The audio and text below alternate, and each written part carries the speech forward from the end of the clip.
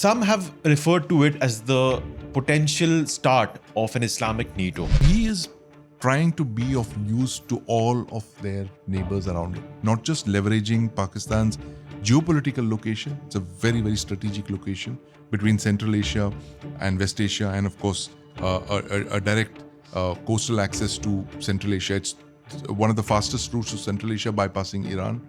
All of that is being leveraged in the last couple of months, and that explains this speed with which Munir and Shahbaz have been moving around and talking to whether it's the Saudis or it's the Americans or even the Chinese. Great Saudi-Pak relationship that had been going on for several decades hit a roadblock when the Saudis wanted to go and invade Yemen. One camp says that this will cause some alarm, or not as much about Saudi being potentially involved in a conflict in the future, but more about the finances, more about the Saudi money flowing to Pakistan, and then some of it ending up with the army, and then that being used to again foment terrorism against India.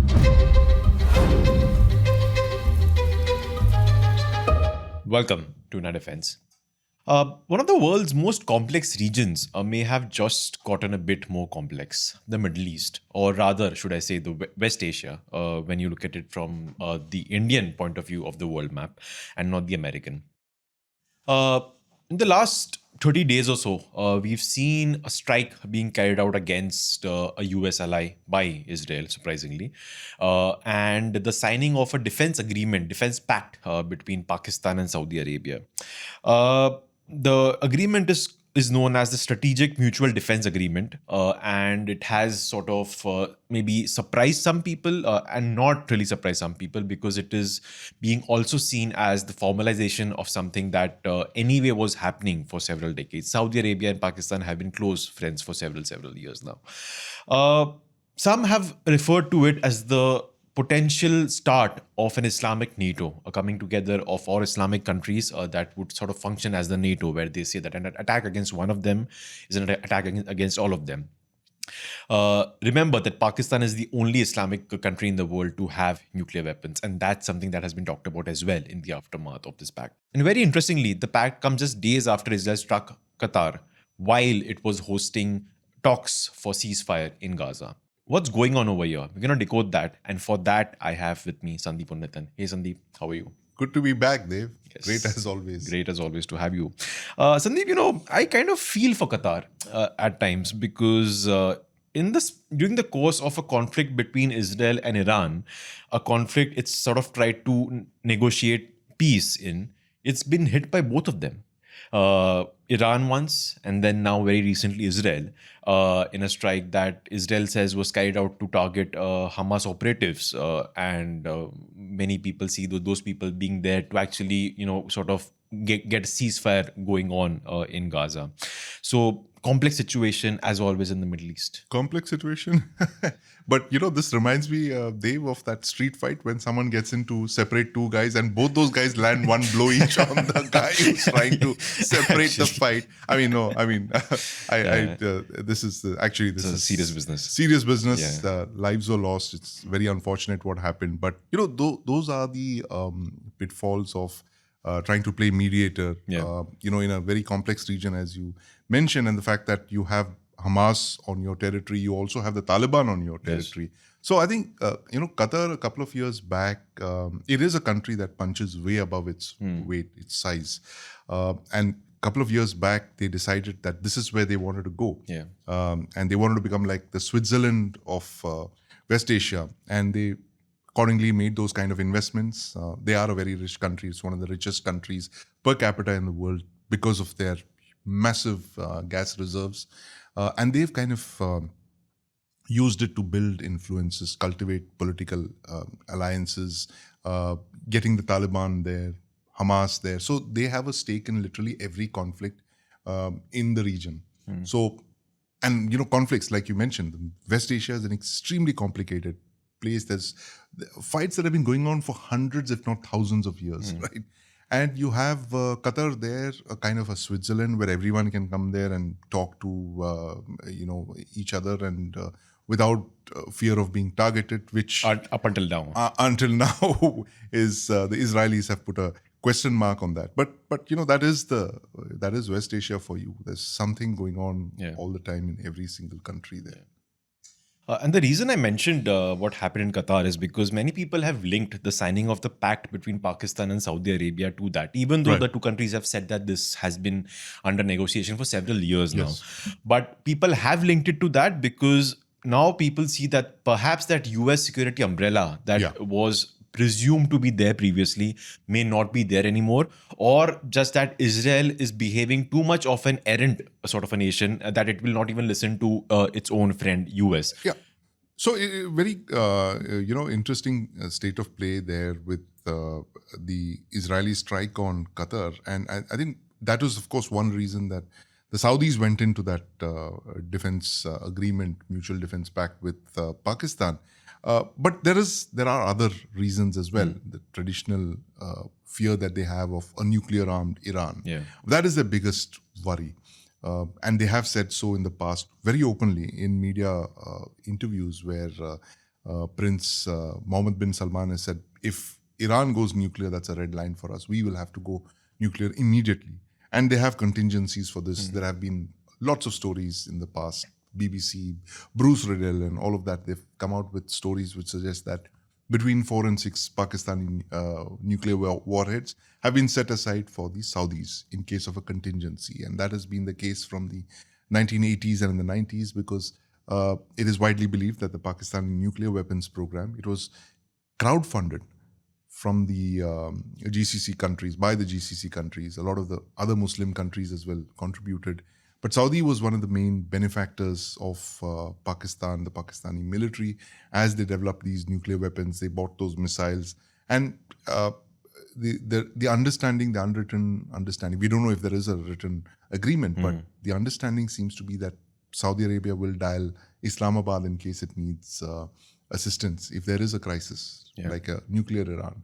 And that also kind of explains the rapidity with which Donald Trump entered the arena and he got Benjamin Netanyahu to make that call. You remember that photograph? That photograph, right? Oh my God, yes. Of him holding the telephone receiver and Bibi making that call, apologizing to the Qataris for that strike. So it's the US, telling everyone who the boss is in the Middle East. And, let's not forget that whoever says that the US is in retreat and in a decline does not understand that the US has tremendous interests in West Asia. It's got huge investments, not only in the oil extracting economies, but also bases, permanent bases. There are tens of thousands of US soldiers, sailors, airmen based there. They have permanent bases. The Fifth Fleet is based there. They have carrier strike groups. They have fighter jets all across West Asia. And that's been the case for decades. And I don't see the United States pulling out of West Asia anytime soon. Right. Wanted to talk about some of the background over here because, like I said, some people were quite surprised by this announcement of this pact, some not so much. But everybody did note that the history of the Saudi and Pakistani relationship goes back decades. Right. They've been very, very close friends. And in fact, during my research, I found out that Pakistan, in fact, actually has soldiers in Saudi Arabia and has been giving some sort of training to their officers and such. So tell us about this history. Tell us about the coming together of Saudi Arabia and Pakistan. When did it happen? Why did it happen? And when it comes to West Asia, we've never really thought of Pakistan as being a key player. Right. This makes it seem as though it's going to be a key player. So tell us about that. Yeah. So, interesting question, Dev. And, the Saudi-Pakistan relationship dates back several decades. But it accelerated after the 1971 war with India when Pakistan was cut in half. Literally, they lost their eastern province, East Pakistan, which became Bangladesh. And when Zulfikar Ali Bhutto took over the country, what he did was to, they had a severe identity crisis. They were in a state of shock. And they didn't understand what had gone wrong. We lost half our country. And what they started to do was to realign themselves to the Muslim world. They wanted to become more Islamic. Zulfikar Ali Bhutto started the process. Zia, who dethroned him, executed him, judicial execution they call it, he accelerated the process. And they took Pakistan. They said Pakistan is actually an Islamic country. We need to be more Islamic. And otherwise, there's no difference between us and India, right? Zia said that first. Munir, actually, what you heard him say in April was exactly what Zia had been saying for several years that he was in office, but never so overtly as Munir made that one speech of his 16th of April, just about a week before the Pulwama massacre. Yeah. The process actually began in the 70s, and Pakistan said, hey, listen, we may not have oil, we don't have resources, but we have a military. We are very good at this. And what Pakistan has been doing is been literally renting out its military to the Yes. Saudis, to the Jordanians, where, as you know, there was that very infamous Black September massacre of 1970, where Brigadier Zia-ul Haq oversaw the massacre of thousands of Palestinians because the Jordanians felt that the Palestinians were trying to overthrow the Jordanian rule, and King Hussein turned to the Pakistanis, and the Pakistanis sent the Pakistan army, a few thousand soldiers led by General Zia, and they massacred the Palestinians. And of course, in return, the Jordanians gave them fighter aircraft, F-104s, F-86s also, I believe, during the 1971 war. But in the aftermath of the 71 war, Pakistan became more useful to the GCC countries, especially to Saudi Arabia. And there was a contingent of more than 3,000, a brigade size that was more or less permanently positioned for the safety of the Makkah and Medina sites, particularly after the 1979 violent insurrection, where one of the siege of Makkah, the very famous incident in 1979, where a bunch of Saudi insurgents tried to take over the mosque. They took it over. They held it for a couple of days.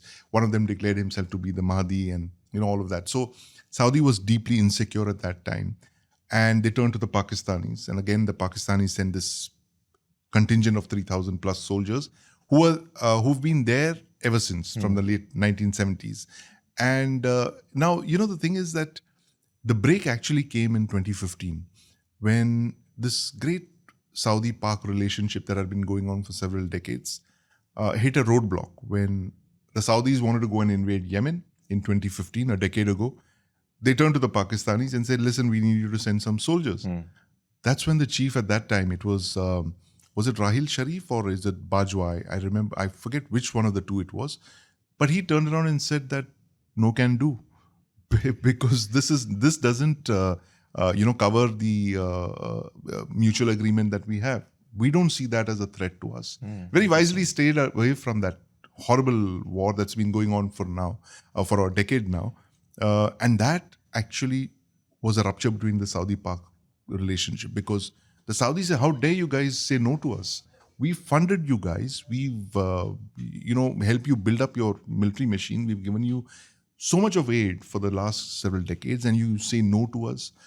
So, from then on, 2015, you actually saw the Modi government coming in here, and you saw excellent ties between India, Saudi Arabia, Yes. and the UAE. Yes. Right? For a decade now, you've seen probably the best leader-to-leader ties between India, Saudi Arabia, and the UAE than we have at any point in the past.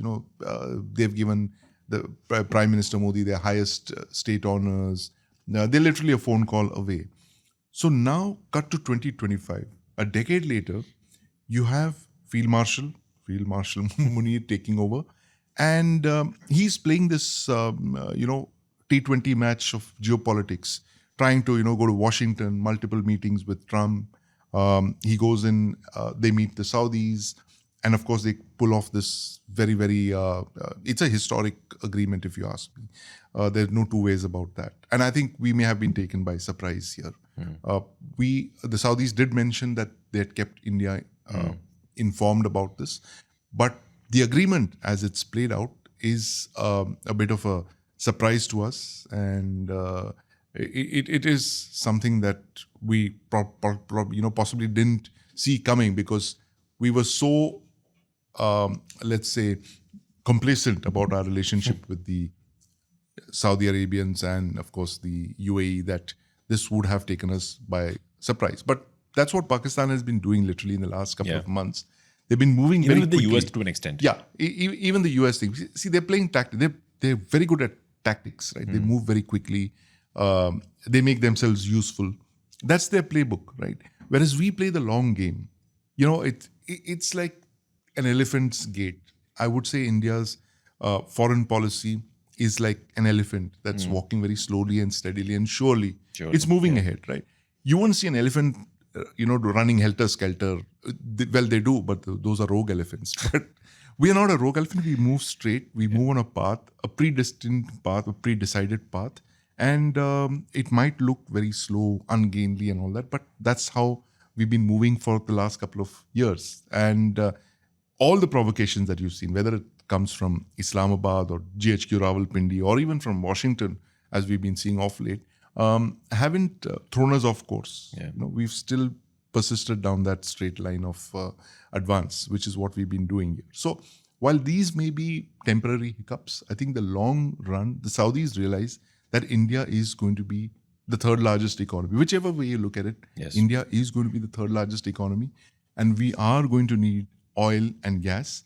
And a lot of that is going to come from Saudi Arabia, right? They're one of our biggest customers for suppliers of oil and natural gas, oil particularly. And we're not moving away from that. We will consume much, much more than what Pakistan does. And we offer much more to the Saudis and the UAE than Pakistan ever will. Yeah, true. So I think it's, I don't blame the Saudis also for what they did. You're in a situation where a country that's a strategic partner of the United States gets knocked by a ballistic missile attack, several ballistic missiles. The US doesn't say and do anything. And they say, hey, listen, what happened to this fabled US umbrella, security umbrella that all of us were supposed to have been provided with, And I think that was a kind of reminder to the US. Like, if you don't protect us, we got to make our own choices, man. Yeah. That's what happened. Yeah.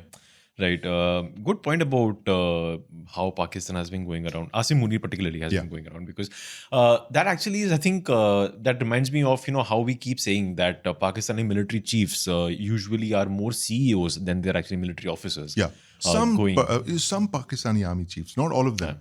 Some of them. And, the dictator variety, like you have 4 of them in the past, and you have Munir, who's I would call him a quasi-dictator. And we've talked about this in the past. It's a hybrid system that he's worked out because it suits him, right? He takes all the bouquets, and that poor guy standing next to him, Shahbaz, gets all the brickbats, right? Anything that happens, that it's the prime minister. I'm just the army chief. He's the prime minister, tell him that. He's the elected guy. I'm just the army chief. So that's how he gets away. Blame him. Rasta kharab hai, blame him. Blame him, exactly. I mean, can you imagine how catastrophic it would be for Munir if he were actually running the country right now, Pakistan as it is today, with the dead crisis and the civil war that's on there and people being massacred, the military being targeted, not just in Balochistan, but in Khyber Pakhtunkhwa as well. And, trains are being blown up by insurgents. And multiple times, same train, Jafar Express, multiple Jafar times. Express is an insurgent magnet. They hit it every few months. Right. But it's a terrible situation for this CEO to take charge. So he let someone else run the show for him. Yeah. Right. I wanted to talk about how India should be looking at this or how India will look at it. Because what I've read online is what I've seen a sharp divide in how experts see this vis-a-vis India. First, let's look at how India's reacted to it. Yeah. The MEA in its statement has more or less said that we've noted the development. Yeah. We were aware that this was coming, and this formalizes a long-standing arrangement between the two countries. We will now study the implications this development this development has on our national security, and we remain committed to protecting India's national interests. It's a pretty measured, pretty boilerplate foreign ministry statement saying nothing essentially, basically saying कि हाँ देखा note किया we'll see क्या करना है. But when it comes to the experts, when it comes to what the debate that's been going on, there are two camps. One camp says that this will cause some alarm, not not about or not as much about Saudi being potentially involved in a conflict in the future, but more about the finances, more about the Saudi Right. money flowing to Pakistan, and then some of it ending up with the army, and then that being used to Absolutely. again foment terrorism against India, which has been the case with a lot of funds that Pakistan gets from many countries in the world. The other camp says that, again, it's just something that was already in existence. This is more formalization of it. It's just been put down on paper. Yeah. There's not much for India to worry. Like you said, India is a major buyer of Saudi oil. It is Saudi's second largest trade partner after China. Yeah. Very close with Japan. And like you said, once again, in the last decade, ties between Riyadh and New Delhi have become very, very, very warm. Yes. So Saudi will not want to risk that. So it will obviously keep India in mind. Where do you stand personally first, and then where do you think the MEA would be on this issue? Well, I think, the first option that you outlined, Dave, is something that should cause us great concern. I mean, of course, we don't know if there is actual evidence of a lot of Saudi money actually going in there, but we have seen in the past, right? Pakistan will not be allowed to fail. It will be allowed to flail, but not to fail. And a lot of that comes from Saudi is one of the biggest contributors to Pakistan, a couple of $1 billion. They can always pull out a few $1 billion to help the Pakistanis. If I recall correctly, the numbers are something like almost a third of the Pakistani debt is Saudi. Wow. Saudi and Pakistan, China are two of the biggest creditors to Pakistan. So the big worry is, Dave, that the Pakistani state is rearming, as we all know. They were doing that before Op Sindoor, and they are continuing to do that. The latest, of course, is the AMRAAM, the new advanced versions of the AMRAAM being sold to Pakistan by the United States. Saudi money is going to fund a lot of this military expansion. And that is what should worry us, because it's not just the money coming in. The Pakistanis could pull the Saudis into joint development of programs, for instance, defense programs. And if you see, for instance, Saudi pilots training in Pakistan or Saudi troops, not just Pakistani troops in Saudi Arabia, but if you start seeing Saudi soldiers in Pakistan, Saudi aircraft in Pakistan, all of that would cause great concern to us. Because that complicates a military response to what Pakistan has been doing. So you have to see what Munir has been doing in the last few months since Op Sindoor. I painted that extreme picture a couple of months back. We were talking about it, that he would go for a nuclear test, right, to reassert Pakistan's nuclear deterrent. He's done, let's say in the last couple of months, he's done everything short of a nuclear test, but he's even gone and, that the Saudi-Pak deal does have a nuclear component to that. It's never been mentioned. It's always there. It's like the elephant in the room. But what Munir has been doing has been to re-establish all the old linkages that Pakistan has with its traditional security partners. China, for instance, the United States, Saudi Arabia. And they are using whatever leverage that they have with all of these countries. If the United States wants rare earths and critical resources and oil and gas and all and gold, the Pakistan Army will provide. So what it has done is, the Pakistan Army, has captured all the strategic assets of the state. The two big ones are, of course, nuclear weapons and so-called non-state actors or terrorists. Here, they've also captured their minerals, their rare earths, and they've started selling them to the United States. There's a lot of debate on in Pakistan right now. It's unprecedented. I mean, this happens in banana dictatorships where you have, countries literally selling out their resources the way the Pak military is doing that. There's been no debate in parliament, nothing. A Frontier Works organization, which is a Pakistan military arm of the Pakistani state, the way our Border Roads organization is, strikes a $500 million deal with a private US company for prospecting minerals. And they've already started shipping those rare earths out of Pakistan. That's what the Pakistan Army is doing. So he is trying to be of use to all of their neighbors around it, not just leveraging Pakistan's geopolitical location. It's a very, very strategic location between Central Asia and West Asia, and of course, a direct coastal access to Central Asia. It's one of the fastest routes to Central Asia, bypassing Iran. All of that is being leveraged in the last couple of months. And that explains this speed with which Munir and Shahbaz have been moving around and talking to whether it's the Saudis or it's the Americans or even the Chinese. Yeah, right.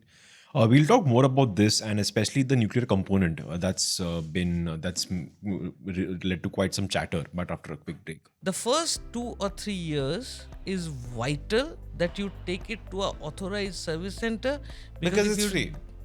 It's not free, by the way. Okay. Hello, Okay. new car owner. I am telling you, Okay. it's not free. I'll tell you what is free also. What you need to understand is that if you do not take your car to the first 3 services at least, if not more, they void your warranty. So if your car is not serviced, is not stamped, doesn't have a service history, and the plus point here is that you can take it to any service center across the country. Like say today if I buy a car, like say today example I buy an Alto in Calcutta and I drive down immediately to Delhi, my first service should be somewhere around Kanpur. Yeah. I can take it to Kanpur and get it serviced there, no problem. So the computerized service history is retained. So then when I reach Delhi, it will be due for its second service. So you come and service it in Delhi.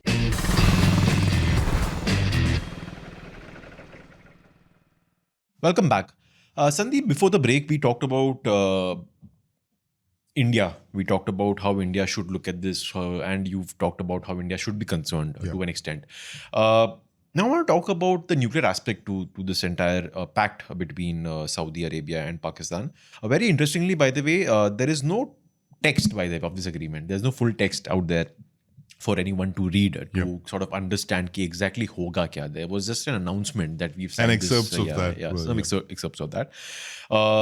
Reuters report quoted Khwaja Asif as saying, the defense minister, as saying, or rather he told Reuters that nuclear weapons were not on the radar while talking in the context of this agreement.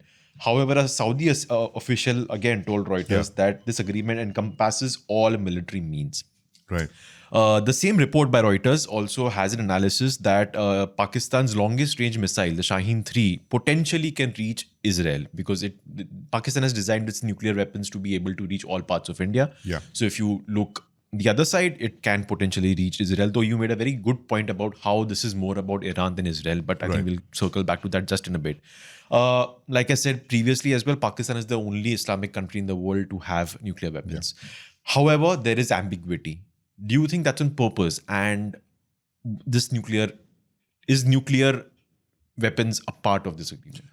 I would think they are a part of this agreement, Dave. Of course, we don't know what's in it yet, but the fact is that the Saudis will not put serious money down on an agreement unless there was something big that the Pakistanis had offered him. That explains the speed with which Donald Trump entered the fray and he got the Israeli Prime Minister to apologize and all that, because he had allowed this, what can you call it? This opportunity to open up for Pakistan to enter and grab the Saudis. And they acted slow on this. So they just moved up very quickly to patch up this thing. But I think by then, the Saudis had already tied up with the Pakistanis. And there have been several investigations, like I mentioned in the past. The BBC did one story in 2013 where they spoke of this agreement for 4 to 6 nuclear weapons. And how would these nuclear weapons be delivered? Well, it turns out that a couple of decades ago, the Chinese had sold IRBMs, intermediate range ballistic missiles, of the Dongfeng series to Saudi Arabia. And Saudi Arabia has those in storage. It's been seen in public a couple of times, once or twice. But these weapons are meant to be mated to the Pakistani nuclear warheads. That is one line of thinking. And it's quite possible that Mohammed bin Salman, who is the de facto ruler of Saudi Arabia, wanted some serious guarantees that, look, if there is a crisis, Iran going, for the nuclear weapon, then we need our own. And the shortest route to that is the Pakistani bomb on Chinese missiles operated by Saudi Arabia. It's a very happy Convenient. trifecta of nuclear weapons, and it will be kept deliberately ambiguous in the way that the Israeli nuclear weapons program is ambiguous. They never claim to have nuclear weapons. The world knows that they have a nuclear weapon. They have several nuclear weapons, both air and undersea launched variants, but they never confirm it. Similarly, the Saudis will and the Pakistanis will keep this ambiguous. Though it's not so directed at the Israelis, it is directed at the Iranians. But Iran and Saudi Arabia, Iran and Israel are the two biggest threats to Saudi Arabia. Yes. Right. So that is something that they've always been worried about since the Islamic Revolution of Ruhollah Khomeini in 1979. And this is just renewing the insurance policy in 2025. Right. I'll come to Iran in just a bit because I think this is actually a fresh perspective for me as well, because the reading that I've been doing so far has been mostly about Israel because everyone is linking it to the Qatari strike. But before that, a tangent on the nuclear point, the US. How is that country going to look at the nuclear angle over here? Because the US likes to be the nuclear police of the world, deciding कि तुम रख सकते हो, तुम रख सकते हैं. The US has some sort of oversight over Pakistan's nukes, not as much in terms of command and control, but like you've described previously, that more in terms of contingency plans about potentially seizing them, potentially taking them away from where they are in case of a world crisis, in case of some crisis like that. So would US right now be brushing up its old plans about what to do with Pakistan's nukes if the US feels it's going to be a threat to it or one of its allies? Well, so those plans were drawn up in the early 2000s, particularly after 9/11, where there was this fear of insurgents, Al-Qaeda getting hold of Pakistani nukes. And these contingencies were rehearsed, and there have been several, plans that were drawn up. There were even some exercises that were carried out. And they're available in the writings of Seymour Hersh. He's written extensively about this. So it's not any Hollywood script. In fact, I would think that a lot of the Hollywood scripts that we saw in movies like The Peacemaker were inspired by actual contingencies that played out there. But that said, it's going to be very difficult for the Pakistanis to actually outright transfer 4 or 6 nukes while the United States is there, right? That's going to happen only in very extreme kind of a crisis. And it is possibly a time when they are foreseeing a time when the United States is completely out of West Asia. They're no longer involved in West Asia. They've pulled out completely. They're so preoccupied in their own struggles or possibly a war in Europe. You have to understand, Dev, that what we are living through today in 2025, it is one of the biggest watersheds in history. We don't know it yet because we're living through it right now, right? It's exactly like when I was in college, the Cold War just ended. And I was sitting there and watching Doordarshan. I couldn't believe it. The Berlin Wall was falling. East and West Germany were being reunited. And I grew up in I grew up in the Cold War. And for me, that moment was coming to an end. Similarly, I think in 2020, the early 2020s, I think it ended roughly when Putin invaded Ukraine, 2022. But in 2025, with the arrival of Trump, you're seeing an acceleration of that. That old world order, the post-Cold War world, has ended. We are now in the post-Cold War world, if you can call it that. And what the biggest contest today is that China is gaining on the United States.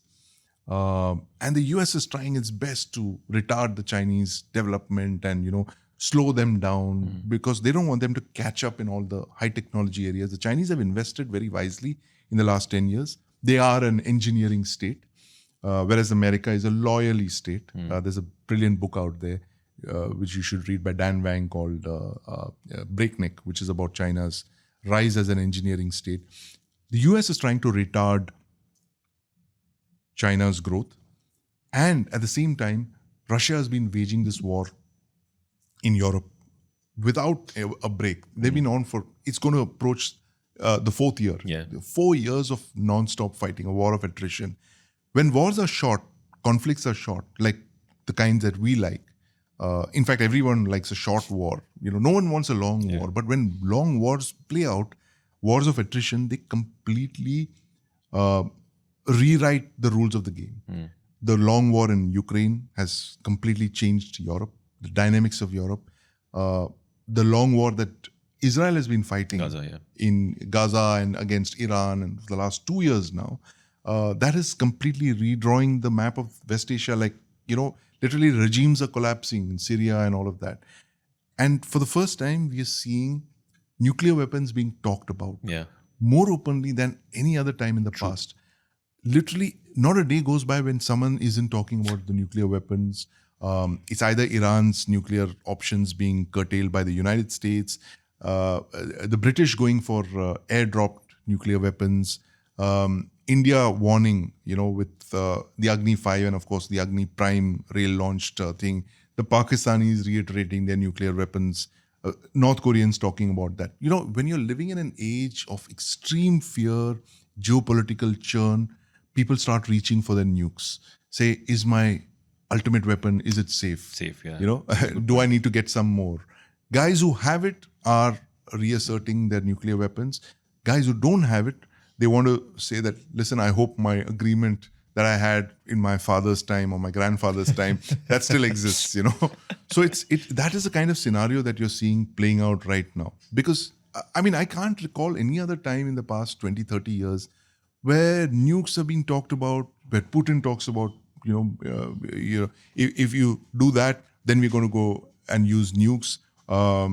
There's, talk about a European nuclear deterrent because they can't rely on Trump US, or the US. So all kinds of, and it's all nuclear stuff. And this happens when you're looking at a massive geopolitical change of the kind that we're seeing in 2025.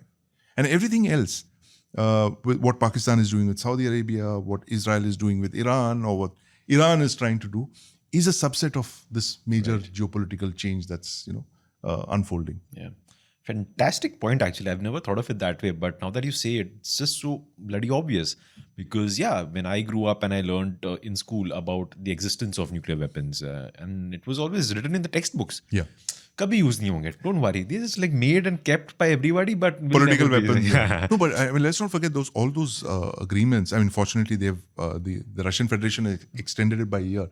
START, Strategic Arms Treaty. They've the Americans walked out of it. They said we don't believe in START because we have such an overwhelming advantage. And now, and this is a very, very interesting scenario that you're looking at, Dev. It is the first time in United States history that it is facing two near-peer adversaries armed with nuclear weapons that can reach the continental United States. That's, of course, the Russian Federation and now China with that massive parade, and also North Korea. So if you're looking at this new so-called axis of evil with the 4 countries, Iran is the only country in this axis that doesn't have nuclear weapons yet. All the other 3 countries have it. So the United States itself is going through a big churn where the strategic community is questioning its weapons. Do we need new weapons? Do we need bigger weapons? Do we need mega tonnage? Do we need several more delivery devices, platforms, missiles? What do we need to do? So there's a new arms race that's going on in the world. And it's, purely a product of these kind of fears. Yeah, right. In fact, it's not just the talk. You also are at a time when you have countries launching intercontinental ballistic missiles, which are supposed to be used, not supposed to be, but they were always thought to be used only with nuclear bombs. They've been launched with conventional The Oreshnik, of course. Conventional warheads. And like you've said once previously, that at the time of launch, it's impossible for a country to know whether that ballistic missile has a nuclear warhead on it or not. So if you live in a fear like this, where everyone's talking about it, and let's say you have North Korea launching a ballistic missile, with a conventional warhead, the US thing, it's a nuclear warhead. You don't know what will happen. That's right. It's a very dangerous situation that dangerous times that we're living through. Yeah, right. Sandeep, I'll end the episode on Iran because think again, like I said before, that it's a fresh perspective that I haven't gotten so far in my reading. That you are saying this is not much about Israel, even though it happened just a few days after. So it may have sort of accelerated the process. I'm guessing Saudi Arabia must have been like, hey, hello, US is not there to sort of protect us. So that deal we were thinking of signing with Pakistan might as well go ahead and do it. Maybe that's how it happened.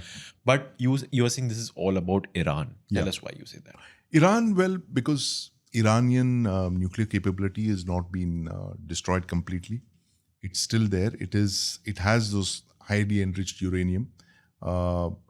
The Fordo site was hit, but not destroyed completely. And there's reason to believe that Iran might have removed some of that HEU from those sites before the bombing. Everyone knew the bombing was coming, just coming, and it's a matter of time. And Iran could restart its nuclear weapons program at some point. And that is a big fear that the Saudis have, that if they do that, they could possibly, fashion what is called a RDD, a radioactive dispersal device, which is a dirty bomb, as they call it. They could even use it for that, mix the HEU that they have to create these kind of things. And let's not forget that the Saudi, until 1979, the Saudis and the Iranians were the best of friends. It's unimaginable. You had the Shah of Iran was best pals with the Saudi king. 79 was a rupture in those ties. And you suddenly started looking at a Shia Iran against a Sunni Saudi Arabia. And this very bizarre situation of the number one global concern in the Islamic world, which is the cause of Palestine, which is being picked up, which is a Sunni Arab cause, which is being picked up by a country that is neither Sunni nor Arab, which is Iran. And Iran, even now, if you look at it, Iran's street cred is enormous. On the Arab street, the kind of respect that the Iranian regime has is far greater than those enjoyed by the Saudis or the UAE or something. Because, Iran has been seen as the guy who stood up for the Palestinians. Yes. They literally burnt their entire axis of resistance, so-called axis of resistance, fighting the Israelis.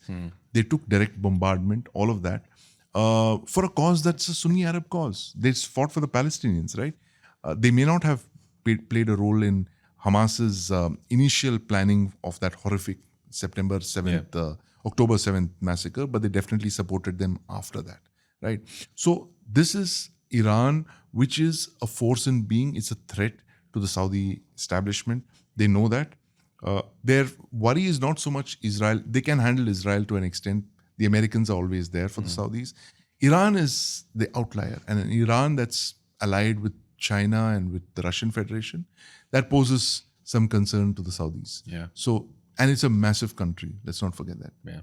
It is actually a massive country. You should look at the map actually. And it has also attacked Saudi Arabia in the past. Yeah. It's the attack on the Saudi Aramco refineries. Yeah. That was Iranian proxy attack using the Houthis. Yeah. Right. So I'm guessing this is actually the fear is not as much about Israel as it is that if US can not end up giving a damn that Israel ended up hitting one of its friends. Yes.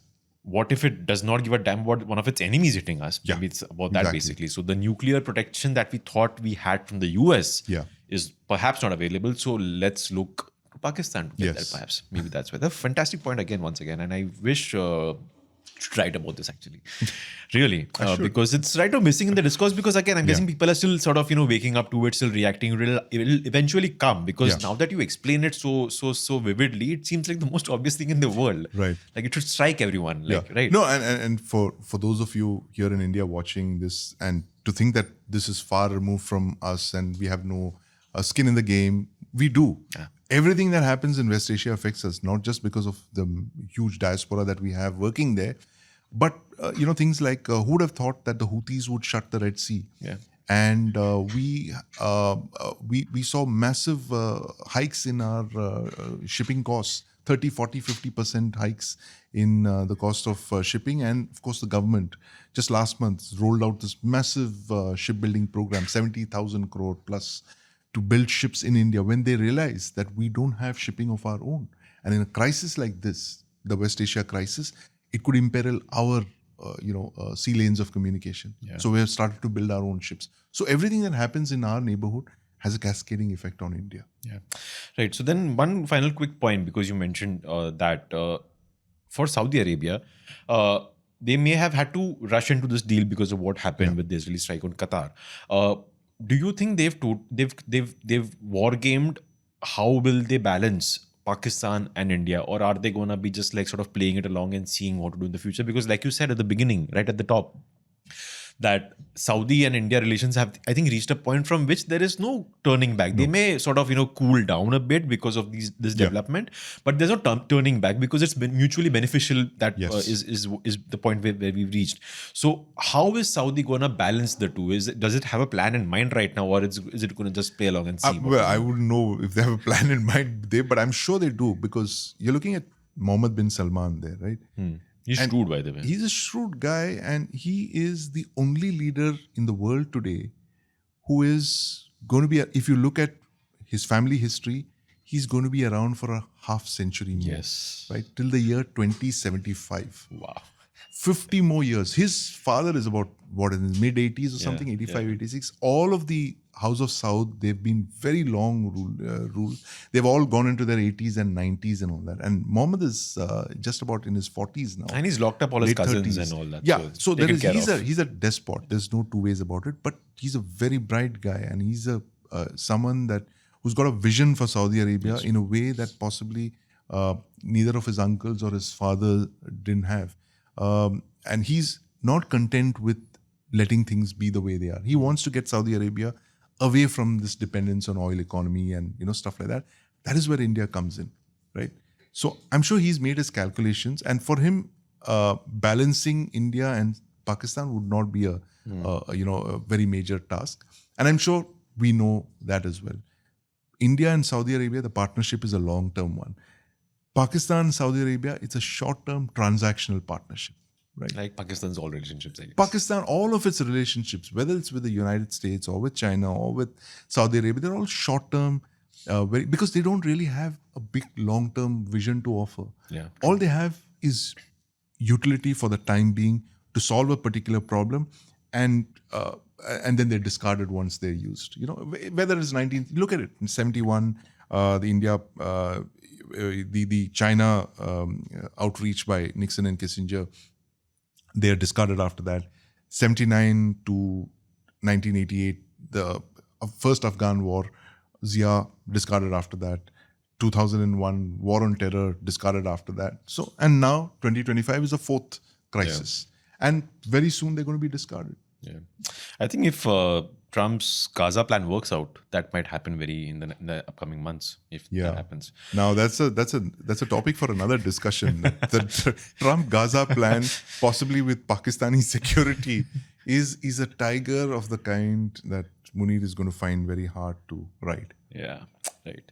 So maybe we'll discuss that in an upcoming episode. But let's see how that goes on the ground, because I think that Gaza plan is not really it was very weird how sort of the countries sort of backed it and then sort of faced a lot of blowback from the Islamic world. What the hell are you guys doing? Have you not even read it? So Trump was saying, Pakistan backs it, and then Pakistan was like, hello, we had nothing to do with it.